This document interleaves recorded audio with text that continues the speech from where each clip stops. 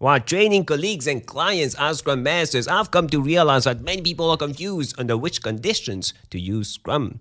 Using Scrum everywhere, even where not required simply because it's trendy, will result in waste and loss of efficiency. In this video, we're going to talk about 6 scenarios where you shouldn't be using Scrum. First, I'm assuming here that you know what Scrum is if you don't watch this video. And second, I need to mention that Scrum is immutable as per the latest version of the Scrum Guide. The Scrum framework as outlined hereby is immutable. While implementing only parts of Scrum is possible, the result is not Scrum. In short, if you want all the benefits of Scrum, you need to apply it, the whole framework, as per the book. There's no F Scrum. It's either full Scrum or no Scrum. If you want the benefits of Scrum. When I use the word Scrum in this video, I mean Scrum as per the Scrum Guide, the way it was intended to be used. The first scenario where you shouldn't be using Scrum is if your environment isn't complex. As per the latest version of the Scrum Guide, Scrum is a lightweight framework that helps people, teams, and organizations generate value through adaptive solutions for complex problems. This means that if your work isn't complex, can't be broken down into smaller pieces that can be planned and done in iterations, in sprints, Scrum is most probably not for you. Some common examples are teams that have a lot of support requests, unplanned events, unplanned work. You see, in a complex environment, it's really hard to predict the future. Team changes, relationship changes, the environment changes, technology changes, market changes, the taste of a customer changes. So many things change, and it's hard to predict the future.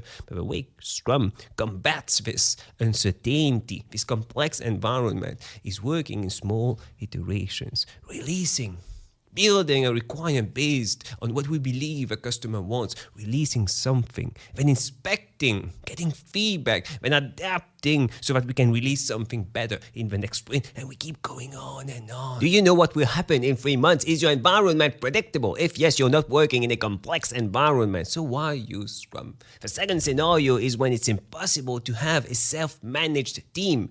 As per the Scrum framework, the team should decide what to build, how to build it, who builds it, and by when to build it. A fully self-organized and self-managed team. Scrum wasn't intended for managers, people outside the team, to control the team, tell them what to do, assign work, give them deadlines. No, if that's the case, Scrum isn't for you if you can't do that. The second key component of Scrum is cross-functionality. Cross-functional teams, meaning that all the people in the team, as a team, they have all the skills, knowledge, tools, everything required in order to build a potentially releasable product at the end of every single sprint. And they need to do that alone. They don't need to be dependent on other teams to do that. That's what cross-functionality is all about. Another thing that's important is having full-time people in the team, not people assigned to multiple teams, multiple products, multiple projects. It's a nightmare. They will complain that they have too many meetings, too much distractions, they can't focus, context switching, and motivation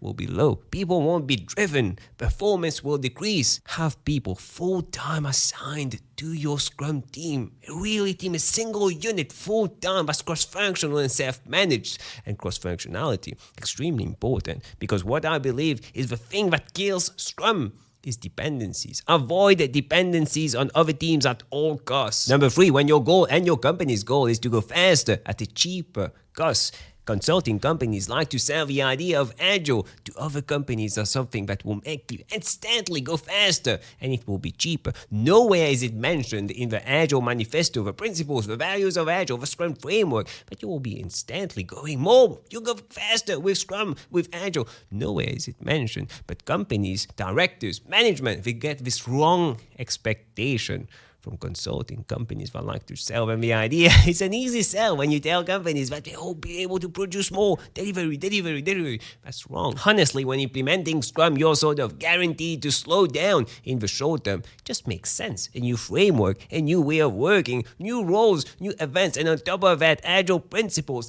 Agile values, Agile practices, so many new things to learn. You're guaranteed to slow down and maybe have a good pace in a few months. And in the long term, you will be able to produce better quality and more valuable products.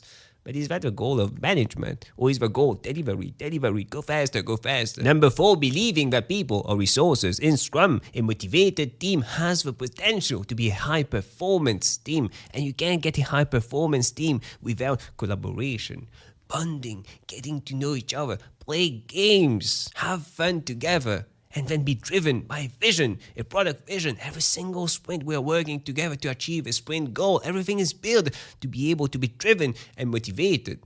But if someone in the team doesn't perform, and you think that this someone is a resource, what do you do with resources? You replace it. This person is not human. It's not someone. No, it's a resource. And you replace it by someone else. This is unacceptable in Scrum. In Agile, when someone has a problem, we try to understand the problem and we try to fix it. Scrum doesn't work if you're constantly replacing people in the team. No, think long term, build this synergy in the team. But some companies don't have time to do that because they are focused on going faster, delivery. The next one is when stakeholders don't join the sprint review. Sprint review is a key event in order to inspect what we produced in the sprint and then adapt the backlog. We need this feedback from stakeholders, know what should be improved and especially know what you should be working on in the future. If you can't do that, if stakeholders refuse to join the sprint reviews, why are you doing sprint reviews? Really, why are you doing sprint reviews? I know many people, many teams in the same situation, and that's a problem because in a complex environment, we need to be able to inspect and adapt. That's how we combat the uncertainty that a complex environment brings. And if you can't do that, if the sprint reviews are not valuable enough for stakeholders to attend and you're not doing sprint reviews,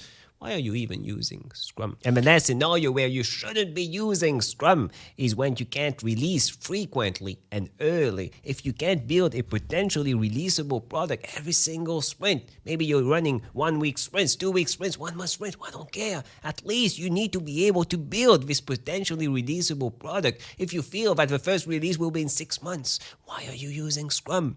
Adaptation is impossible. Inspection is impossible if you have nothing to inspect. You're not releasing anything. You're not getting feedback from customers. And because of this, you can't inspect. And because of this, you can't adapt the product backlog. So how are you combating this complex environment? You can't. You're using the waterfall model. If you're not releasing early and frequently, why use Scrum? I know that people want to make excuses. No, we can't release now. We need to release in the future. We need all these features first before releasing. No, there's always a way to release something. Small increment, get feedback. Understand that this feedback is important because we are in an uncertain environment, a complex environment. We don't know what the customer wants. If you knew what the customer wanted, why are you releasing small increments? No. Build it for 1 year and then release it in one go. It just makes more sense. If you don't know what the customer wants, though, you need feedback from the customer so that you can do something better. That's why we use Scrum. Which brings me to my next point. If you want more tips, insights on Agile, Scrum, personal growth, click on the video that stands out the most on the screen right now. And I'll see you in a few seconds.